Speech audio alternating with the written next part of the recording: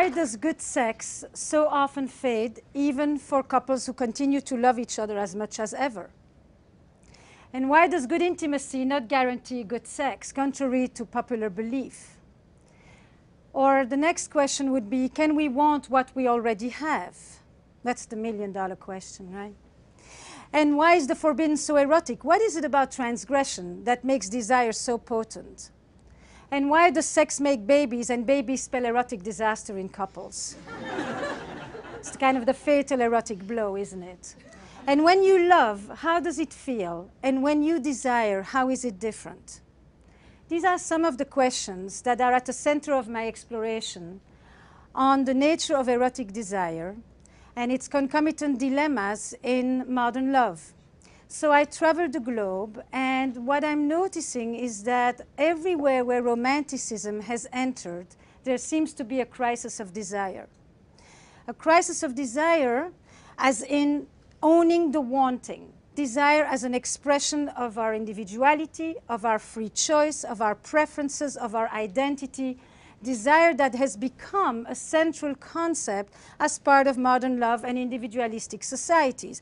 You know, this is the first time in the history of humankind where we are trying to experience sexuality in the long term, not because we want 14 children for which we need to have even more because many of them won't make it, and not because it is exclusively a woman's marital duty. This is the first time that we want sex over time about pleasure and connection that is rooted in desire. So what sustains desire and why is it so difficult?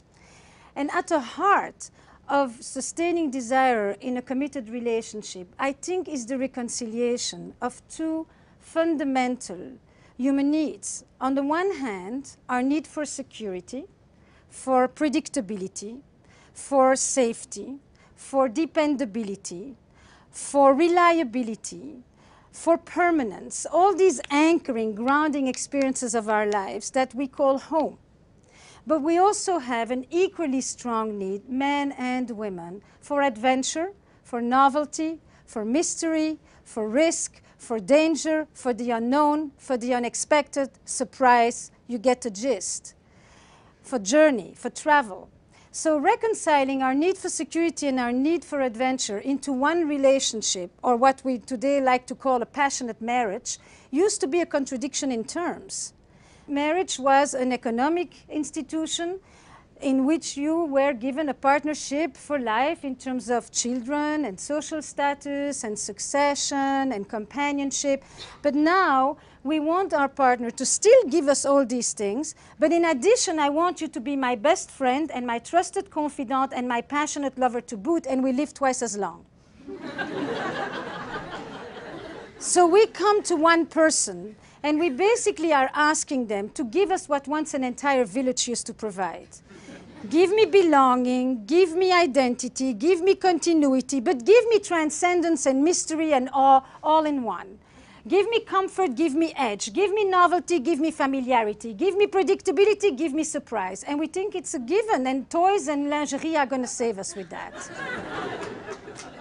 So now we get to the existential reality of this story, right? Because I think in some way, and I'll come back to that, but the crisis of desire is often a crisis of the imagination. So why does good sex so often fade? What is the relationship between love and desire? How do they relate and how do they conflict? Because therein lies the mystery of eroticism. So if there is a verb for me that comes with love, it's to have. And if there is a verb that comes with desire, it is to want. In love, we want to have. We want to know the beloved. We want to minimize the distance. We want to contract that gap. We want to neutralize the tensions. We want closeness. But in desire, we tend to not really want to go back to the places we've already gone. Foregone conclusion does not keep our interest. In desire, we want an other, somebody on the other side that we can go visit, that we can go spend some time with, that we can go see what goes on in their red light district. You know, in desire, we want a bridge to cross. Or in other words, I sometimes say, fire needs air. Desire needs a space. And when it's said like that, it's often quite abstract. But then I took a question with me, and I've gone to more than 20 countries in the last few years with mating in captivity. And I ask people, when do you find yourself most drawn to your partner? Not attracted sexually per se, but most drawn. And across culture, across religion, and across gender, except for one, there are a few answers that just keep coming back. So the first group is, I am most drawn to my partner when she's away, when we are apart, when we reunite. Basically, when I get back in touch with my ability to imagine myself with my partner, when my imagination comes back in the picture, and when I can root it in absence and in longing, which is a major component of desire. But then the second group is even more interesting. I am most drawn to my partner when I see him in the studio, when she's on stage, when he's in his element, when she's doing something she's passionate about, when I see him at a party and other people are really drawn to him, when I see her hold court. Basically, when I look at my partner, radiant and confident, probably the biggest turn on across the board. Radiant as in self-sustaining. I look at this person. By the way, in desire, people rarely talk about it when we are blended into 5 centimeters from each other. I don't know in inches how much that is. But it's also not when the other person is that far apart that you no longer see them. It's when I'm looking at my partner from a comfortable distance, where this person that is already so familiar, so known, is momentarily once again somewhat mysterious, somewhat elusive. And in this space between me and the other lies the erotic elan, lies that movement toward the other.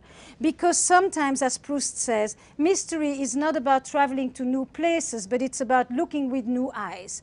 And so when I see my partner on his own or her own doing something in which they are enveloped, I look at this person and I momentarily get a shift in perception, and I stay open to the mysteries that are living right next to me. And then more importantly, in this description about the other, or myself, it's the same. What is most interesting is that there is no neediness in desire. Nobody needs anybody. There is no caretaking in desire. Caretaking is mightily loving. It's a powerful anti-aphrodisiac. I have yet to see somebody who is so turned on by somebody who needs them. Wanting them is one thing. Needing them is a shutdown, and women have known that forever, because anything that will bring up parenthood will usually decrease the erotic charge. For good reasons, right? And then the third group of answers usually would be when I'm surprised, when we laugh together, as somebody said to me in the office today, when he's in his tux. So I said, you know, it's either the tux or the cowboy boots.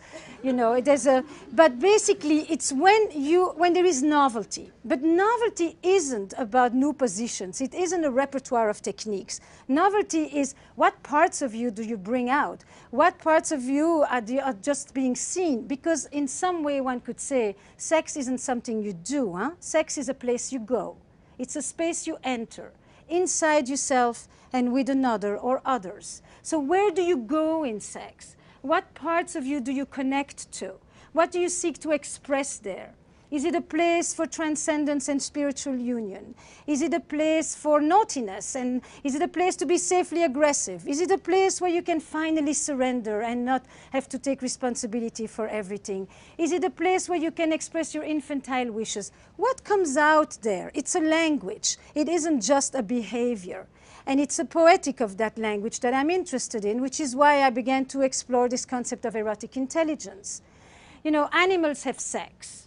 It's the pivot, it's biology, it's the natural instinct. We are the only ones who have an erotic life, which means that it's sexuality transformed by the human imagination. We are the only ones who can make love for hours, have a blissful time, multiple orgasms, and touch nobody, just because we can imagine it. We can hint at it, we don't even have to do it. We can experience that powerful thing called anticipation, which is a mortar to desire. the ability to imagine it as if it's happening, to experience it as if it's happening, while nothing is happening and everything is happening at the same time. So when I began to think about eroticism, I began to think about the poetics of sex. And if I look at it as an intelligence, then it's something that you cultivate. What are the ingredients? Imagination, playfulness, novelty, curiosity, mystery. But the central agent is really that piece called the imagination. But more importantly, for me to begin to understand who are the couples who have an erotic spark, what sustains desire, I had to go back to the original definition of eroticism, the mystical definition. And I went through it through a bifurcation by looking actually at trauma, which is the other side.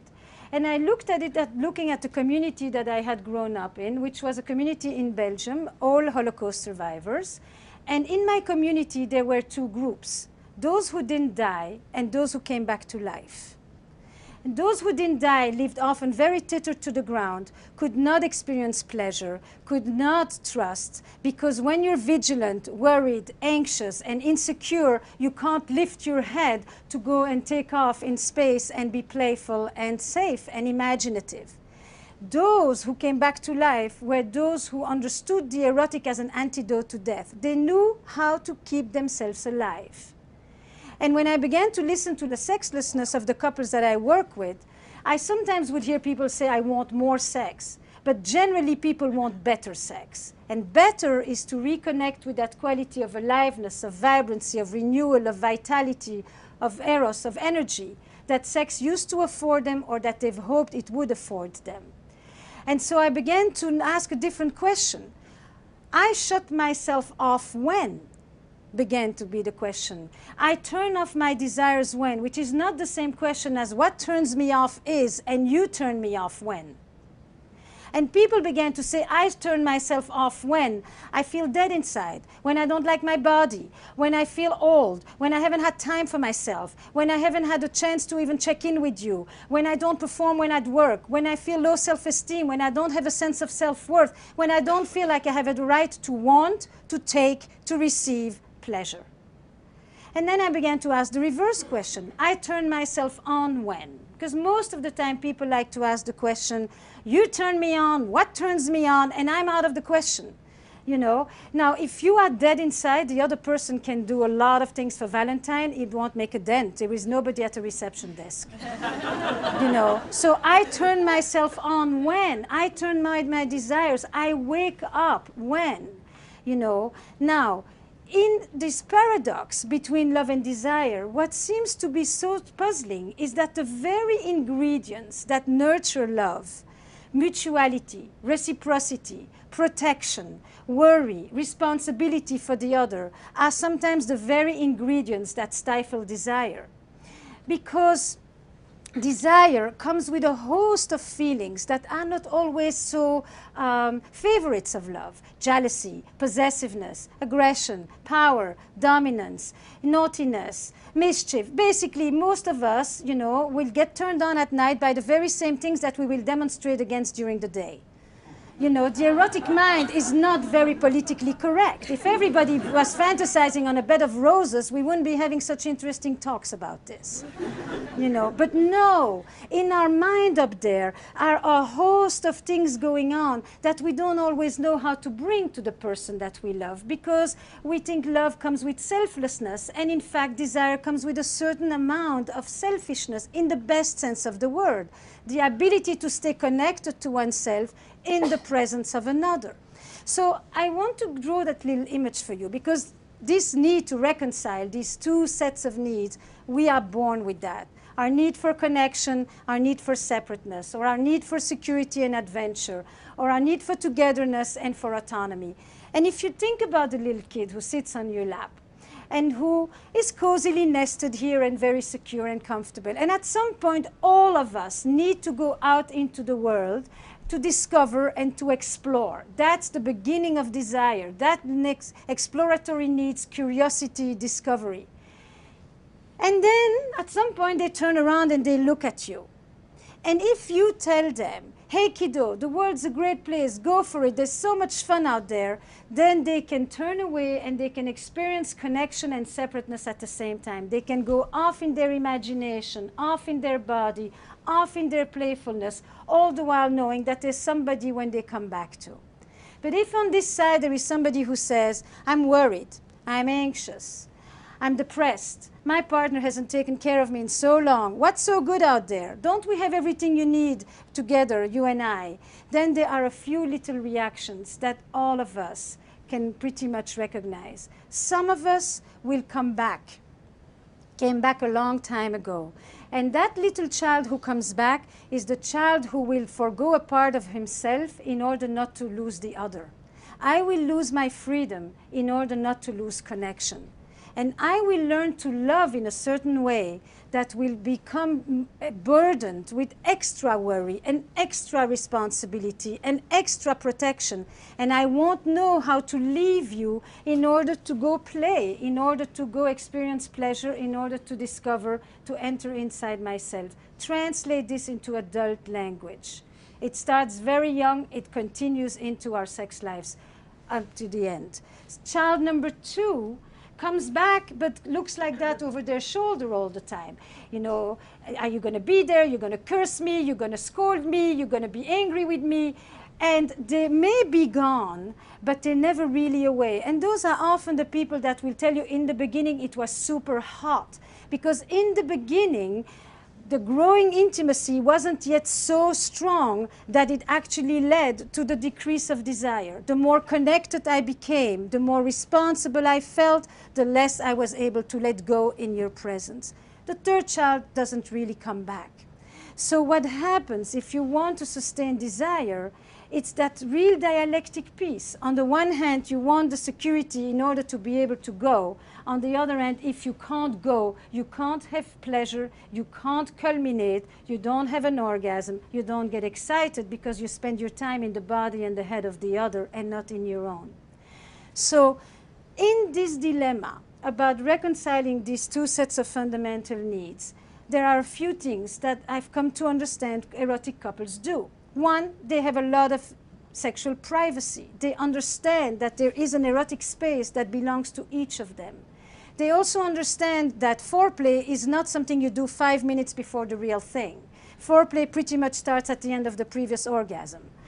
They also understand that an erotic space isn't about you begin to stroke the other. It's about you create a space where you leave Management Inc., maybe where you leave the Agile program, and you actually just enter that place where you stop being the good citizen who is taking care of things and being responsible. Responsibility and desire just butt heads. They don't really do well together.